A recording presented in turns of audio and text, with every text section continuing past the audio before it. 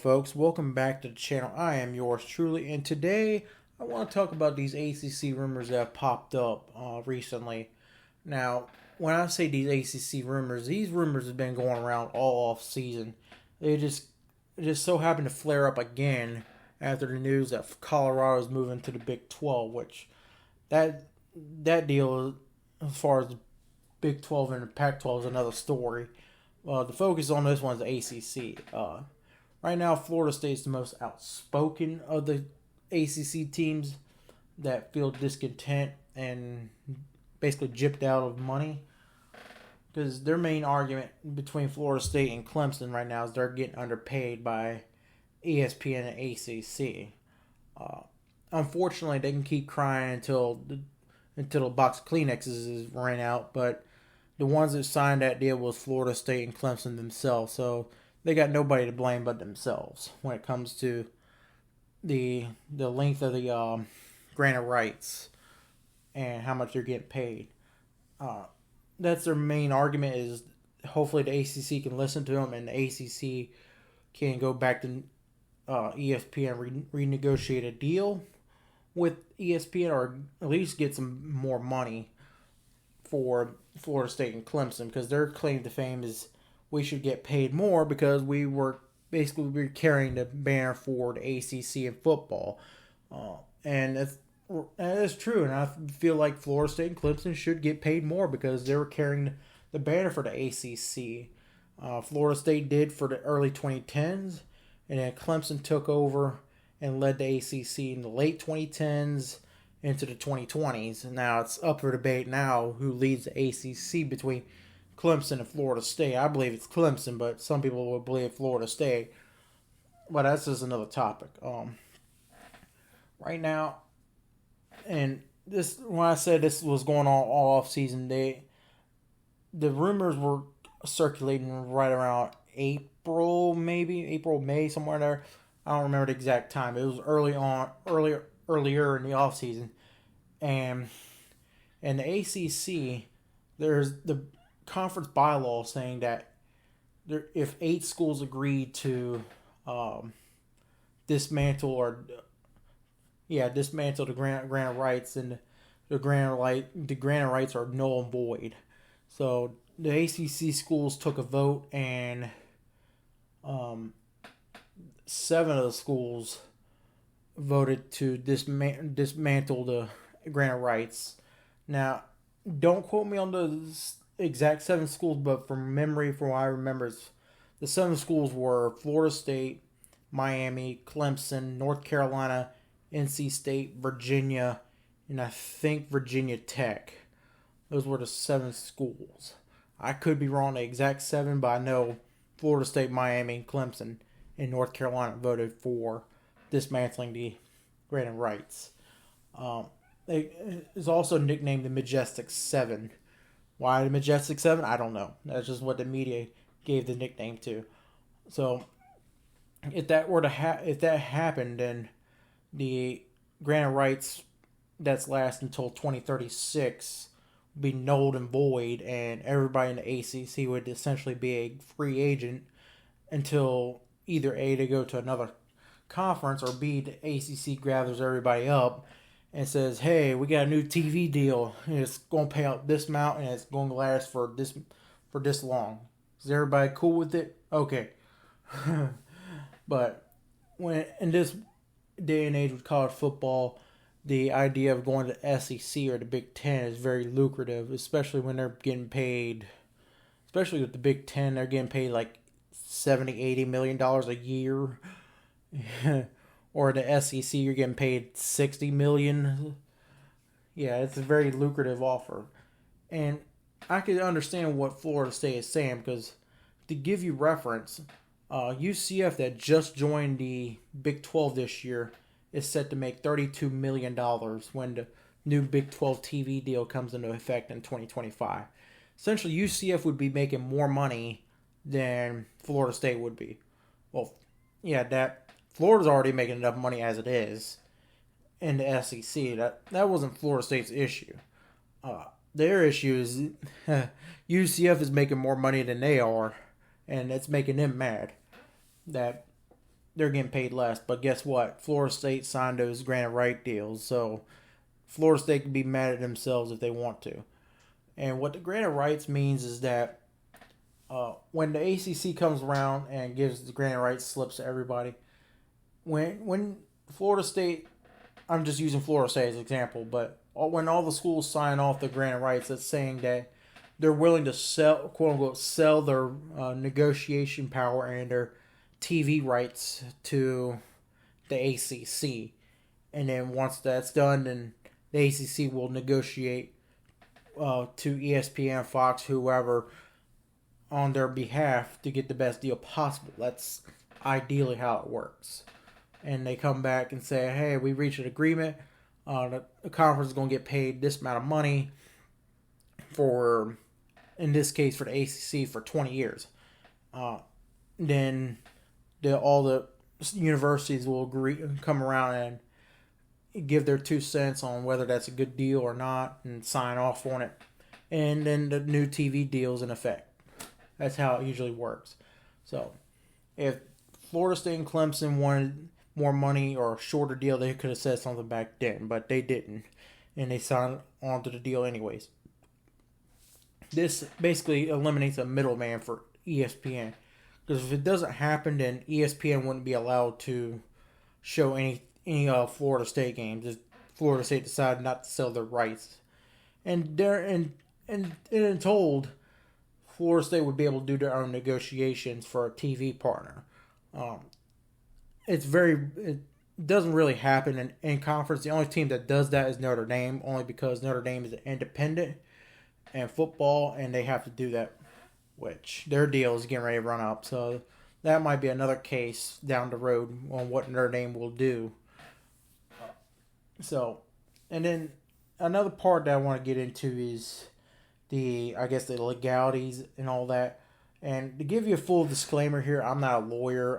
I'm not a legal scholar or legal student, so don't take my what I'm about to say with 100% assurance, because, like I said, there's people out there that are a lot smarter and a lot more legal savvy than I am. I'm just a guy with a microphone and a laptop. So, anyways, if Florida State and Clemson decided to leave now, or not right now because it'd be too late, but let's just say they want to leave next year for the SEC or the Big Ten, they would have to first pay $120 million just to leave the ACC conference. Basically their penalty fee for leaving the ACC. That's not counting the granted rights. It's not saying, when you say you're paying $120 million to leave the ACC, it doesn't mean that the granted rights all of a sudden disappear. They're still there.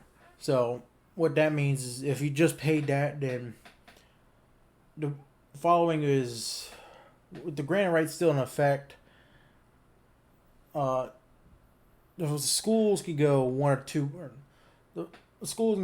ways. They could either go play the games as usual and not get paid for them, or they technically would get paid for them by, I guess, whoever conference they decide to go with, but the money would go to the ACC.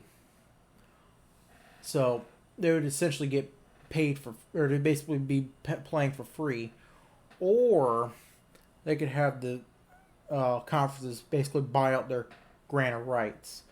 And if you add the conference exit fee plus the granted rights, right now you'd be looking at $400 million per school for each of the conferences to buy out their granted rights, along with helping them get out of the ACC. Now, I know the SEC and the Big Ten, they're printing money out of any orifices that can print out money from the TV partners they have, but I don't think they're willing to fork up. I don't think the SEC presidents or the Big Ten presidents are willing to fork up $400 million per school to get both those teams in. So for people that are not great at math, it'd be $800 million for both Clemson and Florida State to be able to join the Big Ten or the SEC and start getting their money, basically getting their TV money. So, and then another option I've heard is that, especially with the SEC, is that ESPN could just transfer the rights over to the SEC. I mean, I don't know how that would work. I don't think that would work per se, because the deal is. But there again, I'm not a lawyer. I'm not a legal scholar, so I really wouldn't know how that would work. All I know is they're going to be have to pay out a lot of money, and I don't think those conferences are going to be willing to pay out that much to get Florida State and Clemson to come in. So, but if that happens, then the ACC is pretty much screwed at that point, because then the other conferences is going to pick them apart like a vulture with roadkill. You're going to have SEC is going to try to take a piece out of the ACC, the Big 12, the Big 10, try to pick them apart, because that's the next target after the Pac-12 is ACC between those three conferences. So, other than that, I think what's going to happen is Florida State's probably saying this because they want the ACC they want to get the attention of the ACC to once again renegotiate those granted rights, or try to disband those granted rights, so that they can come together and get a better payout or a better TV deal with ESPN or whoever. Because I think because if Florida State and Clemson wanted to leave the ACC, they would have done it by now. And you say, well, the granted rights. Yeah, that is true. The granted rights would be even more back then, or the cost of leaving would have been even more back then. But if there's a will, there's a way. With enough money and enough legal power, they could find a way to get out of that deal if they wanted to. I think Florida State and Clemson want to stay in the ACC. If the ACC is willing to listen to them and give them a better payout. Florida State and Clemson is not asking to be on the same levels as the SEC and the Big Ten as far as the ACC in general, because they know that the ACC is not as, they don't have the brands like the SEC and the Big Ten does, but they want to be a little bit more on par, a little bit more competitive to what the SEC and the Big Ten are getting paid. And it's kind of embarrassing for Florida State's case that UCF is going to get paid more than Florida State with all the pageantry tradition that comes with Florida State. Because historically and traditionally, Florida State is the better team with all the championships they've won and this and that and the other. Really, UCF was just a trendy school. And before you get on here and say, oh, they won a national championship. Yeah, okay. That's kind of a meme, a walking meme at this point. Yeah. So, anyways, if you're enjoying the content, you go ahead and give the video a like and subscribe. It'll help boost the channel into the algorithm for more people to watch, and therefore like and comment, subscribe. It's like an upside down pyramid. That's what I hope. And I also hope to grow the channel to massive gains at this point. I do appreciate everybody that comes by and spends their valuable time listening to what I got to say and listening to my entertainment value. I try to make these things entertaining as possible, but also try to make them objective and brief at the same time too, to get my point across. So it's not some clown or it's not like some kind of circus act pretending to be a college football content creator. But yeah, I do appreciate everybody that comes by and watches the videos, and likes the channel, subscribes, and especially if you want to hit the bell so you can get the latest content while I'm posting that. I try to post on the channel every day. Sometimes I fail at my goals and don't post every day, but I try to make an effort to post at least one video a day, all the way up till college football season starts. I do plan on starting a Discord server, so if you're interested in that, let me know in the comments down below if you want to be in that Discord server.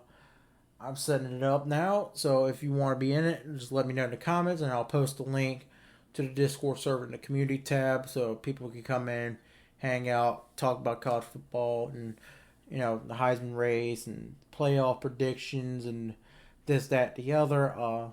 And plus, I plan on doing a weekly pick'em contest where the winner of the pick'em contest gets cash prizes. Basically, the more people that enter the contest, the more money I'm willing to pay out for the cash prizes. So, you kind of have to work as a community here to get more people to enter the weekly pick'em contest, so you can get more money to for the winner of the pick'em contest during the college football season.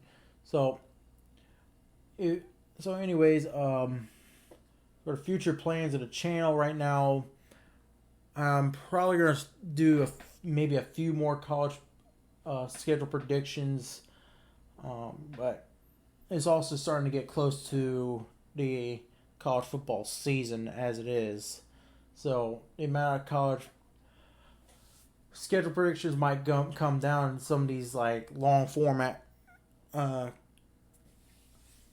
guess you call it long format college football videos like this one might start coming around as the season gets closer and closer, and preseason polls come out, and the lines get more and more known as far as Vegas lines and all that.